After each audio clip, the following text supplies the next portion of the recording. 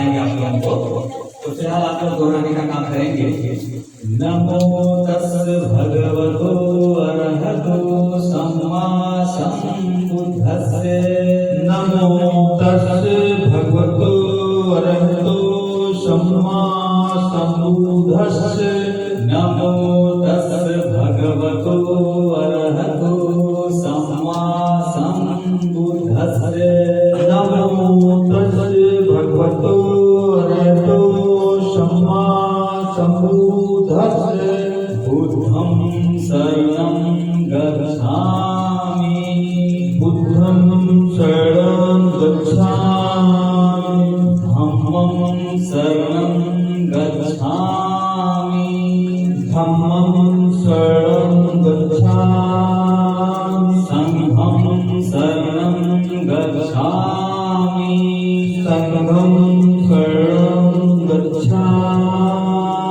द्वितीयं बुद्धं शरणं गच्छामि। द्वितीयं बुद्धं शरणं गच्छामि। द्वितीयं धम्मं शरणं गच्छामि। द्वितीयं धम्मं शरणं गच्छामि। द्वितीयं संघं शरणं गच्छामि। द्वितीयं संघं शरणं गच्छामि। तृतीयं बुद्धं शरणं गच्छामि। तृतीयं बुद्धं शरणं गच्छामि। तृतीयं धम्मं शरणं गच्छामि। तृतीयं धम्मं शरणं गच्छामि। तृतीयं संघं शरणं गच्छामि। तृतीयं संघं शरणं गच्छामि। पाणातिपाता वेरमणि। प्राणिपाता वेरमणि। सिक्खापदं समादयामि। सिक्खापदं समादयामि। अदिन्नादाना वेरमणि। अभिज्ञादाना वेरमणि। सिक्खापदं समादयामि। सिक्खापदं समादयामि। कामेषु मिच्छाचारा वेरमणि। कामेषु मिच्छाचारा वेरमणि। सिक्खापदं समादयामि। सिक्खापदं समादयामि। मुसावादा वेरमणि। मुसावादा वेरमणि। सिक्खापदं समादयामि। सिक्खापदं समादयामि। सुरामेर्मज्जपमादठाणा वेरमणि। सुरामेर्मज्जपमादठाणा वेरमणि। सिक्खापदं समादयामि। सिक्खापदं समादयामि। बुद्धं नमामि। बुद्धं नमामि। धम्मं नमामि। धम्मं नमामि। संघं नमामि। संघं नमामि। साधु साधु साधु साधु।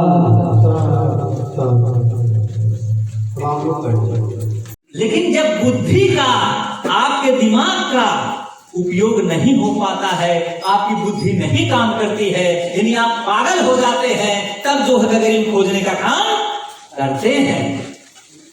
और बाबा साहेब बुद्ध जी या जितने भी बहुजन महापुरुष हैं, सभी लोगों ने कहा कि ऊंट अगर हरा तो गगरीब न खोजा। अपने बुद्धि तब वो संयम रखा, अपने बुद्धि के समझा। अब इनके ऊपर दुख का पहाड़ टूटा, सब कुछ हुआ, लेकिन इन्होंने अपनी बुद्धि का परिचय दिया। और बाबा साहेब के रास्ते पर जो छठा नंबर बाबा साहेब की प्रतिज्ञा है, 22 प्रतिज्ञा में छठा नंबर जो 22 प्रतिज्ञा है, बाबा साहेब जी ने जो 22 प्रतिज्ञाएं दी हैं, छठे नंबर की प्रतिज्ञा में मृत्यु भोज बहिष्कार और पिंडदान या श्राद्ध या जितने भी कार्यक्रम हैं, सब चीजों को बाबा साहेब जी ने मना किया है, जिनकी बदौलत हम सभी लोगों का अस्तित्व। तो बताइए, उनकी बात तो माननी चाहिए हम लोगों को कि नहीं माननी चाहिए? कि 14 अप्रैल आवे सिर्फ जय जय जय जय भी चिल्लाए, माननी चाहिए कि ना माननी चाहिए? अब इन्होंने बाल नहीं बनवाया, ये प्रथा ये प्रथा जबकि सदियों से चली आई आ रही है कि नहीं? अभी बहुत लोग कहें बाबू उत्तीर्ण कैसे होगा, आत्मा नाई भट्टी स्वर्गवा नाई स्वर्गवा नाई जगह नाम है। लेकिन मैं दावे के साथ कहता हूं कि जितने लोग आत्मा मानते हैं, जितने लोग स्वर्ग मानते हैं, वो समझ लीजिए बुद्ध को, बाबा साहेब को जानते ही नहीं, यानी उनके विचारधाराओं को जानते ही नहीं।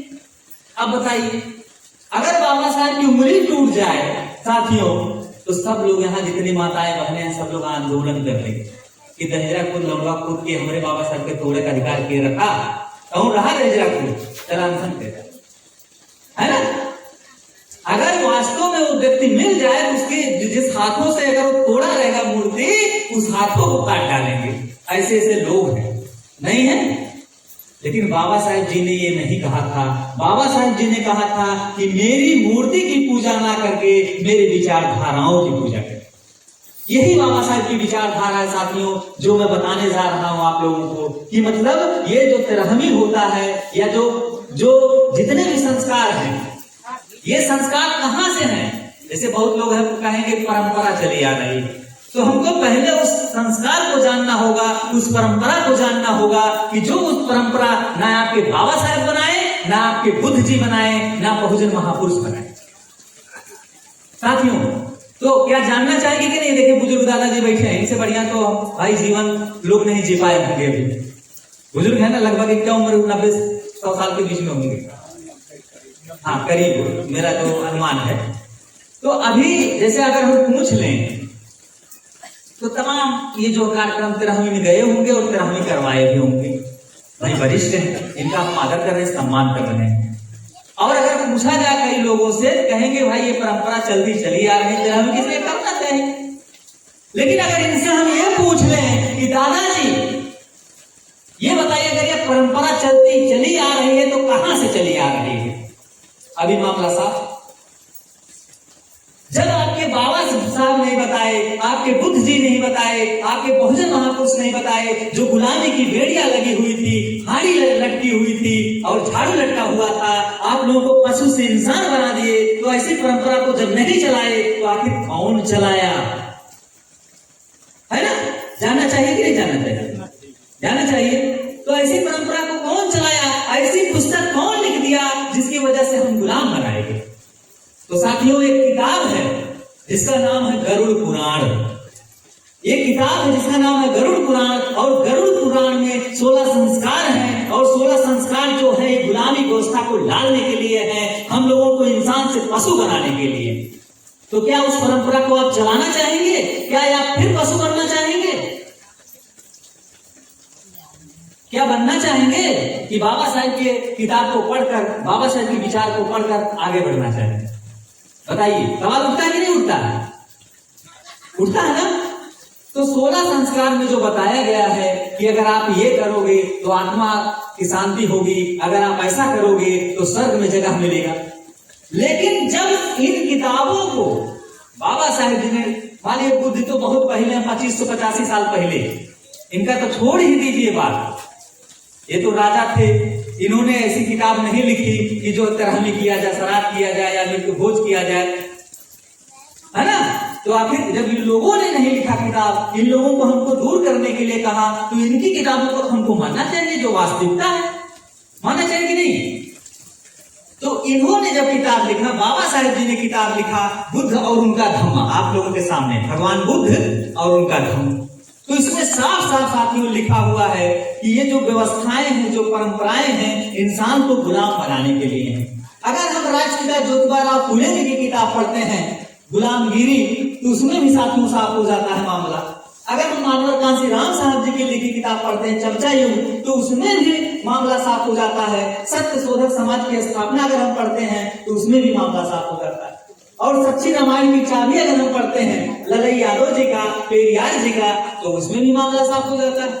तो इसलिए हम लोगों के जो वरिष्ठ लोग रहे, बुजुर्ग लोग रहे, वो लोग बाबा साहब की किताबों को नहीं पढ़े, इसलिए उस परंपराओं को ढोते रहे। लेकिन जो कुछ लोग पढ़ लिए तो वो लोग आंदोलन भी की, ऐसी बात नहीं है।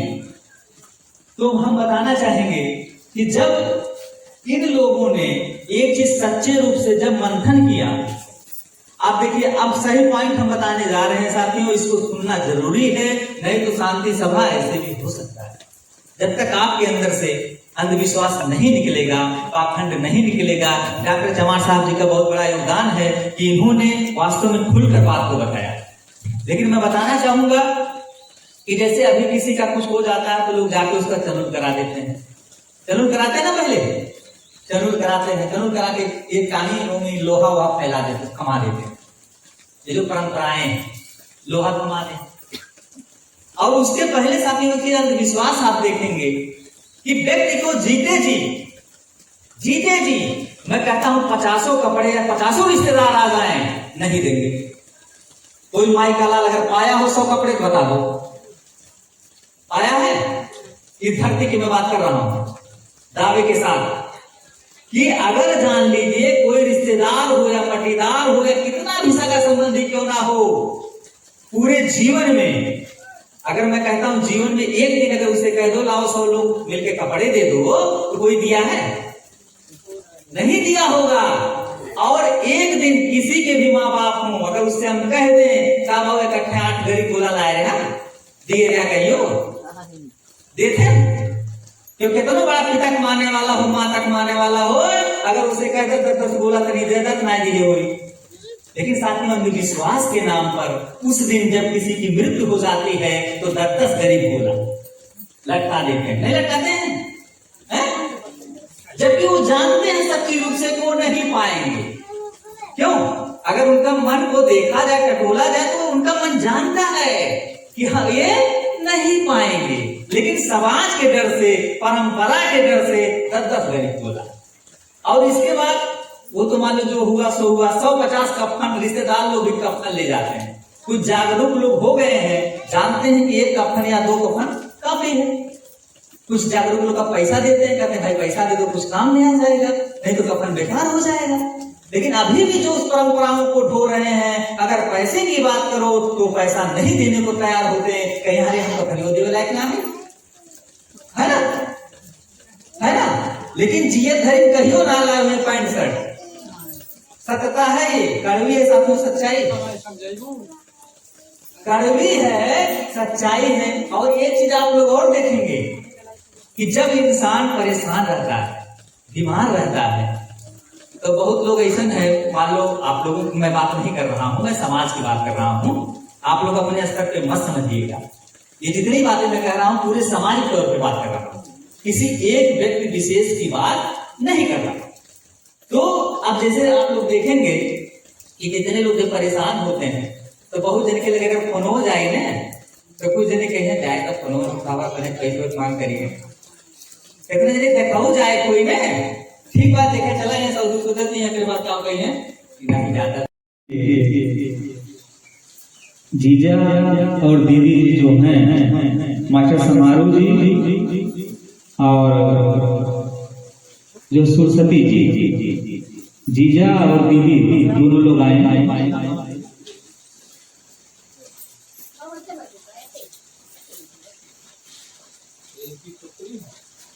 हाँ। और बाकी जितने लोग हैं अभी रुके रहेंगे, अभी कार्यक्रम जो श्रद्धांजलि का चलेगा तब सब लोग श्रद्धांजलि करेंगे।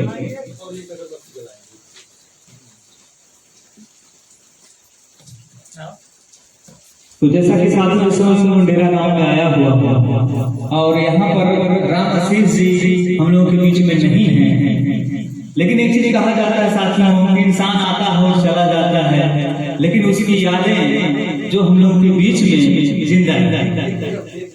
क्योंकि आज तमाम ऐसे महापुरुष बहुजन के हुए, देश के तमाम ऐसे महापुरुष हुए जो नहीं है लेकिन सबकी यादों में जिंदा है।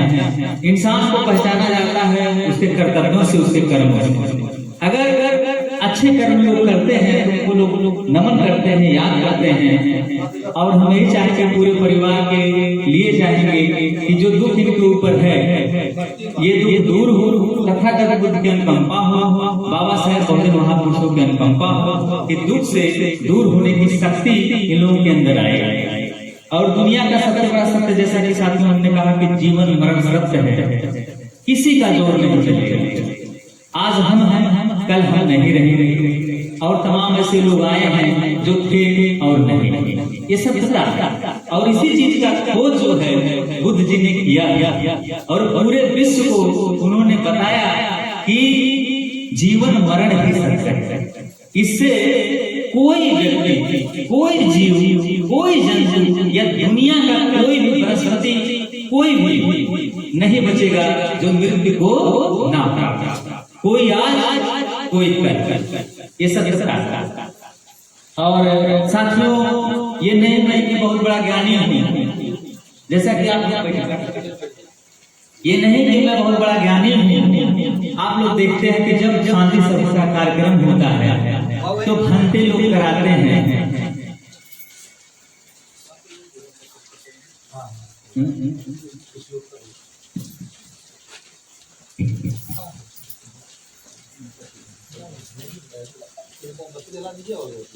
तो जो है साथियों, हमने कहा कि